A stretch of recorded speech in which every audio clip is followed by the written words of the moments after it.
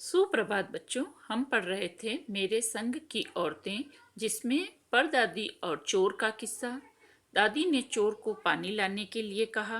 पानी लाते समय वह पहरेदार द्वारा पकड़ा गया और परदादी के सामने लाया गया। उन्होंने लोटे से आधा पानी खुद पिया और आधा चोर को पिलाया और उसे बेटा मानते हुए चोरी छोड़ खेती करने की नेक सलाह दी। उनके कहने पर तब से उसने चोरी छोड़ दी और खेती का धंधा करने लगा। इस प्रकार दादी ने बिना शोर शराबा किए हुए बड़े प्यार से उस चोर का हृदय परिवर्तन कर दिया। लेखिका बताती है कि उन पर नानी और दादी दोनों का प्रभाव पड़ा। इस कारण कभी भी उनके मन में लड़की होने की हीन भावना जागृत नहीं हुई। वहीं नानी के प्रभाव से उनके हृदय में भी आजादी की भावना प्रबल हो उठी। 15 अगस्त 1947 को जब देश में आज़ादी का जश्न मनाया जा रहा था, इस समय लेखिका को टाइफाइड बुखार था। लेखिका भी जश्न मनाना जाना चाहती थी, लेकिन डॉक्टर की सलाह के कारण उन्हें बाहर जाने से मना कर दिया गया। लेखिका बताती है कि उस समय उनकी उम्र 9 बरस की थी। इतनी छोटी भी नहीं कि गुड़िया से बहलती और इतनी बड़ी भी नहीं कि डॉक्टरी तर्क समझती। तब उनके पिताजी ने उन्हें ब्रदर्स कारामजोर नामक उपन्यास पढ़ने को दिया। किताबें पढ़ने का लेखिका को वैसे ही शौक था, इसीलिए लेखिका ने उस किताब के सारे पन्ने पलट डाले।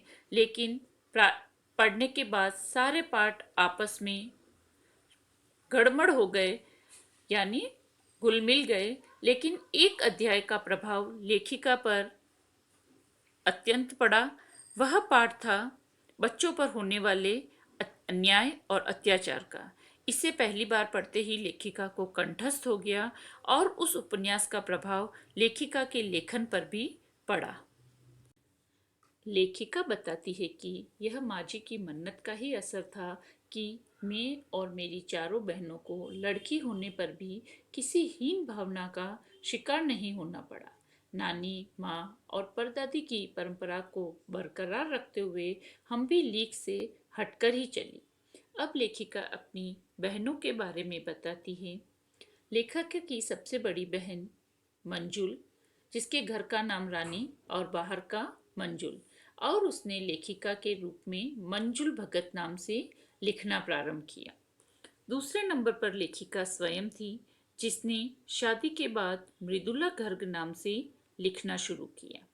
तीसरी बहन चित्रा और चौथी बहन रेणु ने लेखन कार्य नहीं किया, क्योंकि उनका मानना था कि अगर सब लिखने लगे तो पढ़ेगा कौन।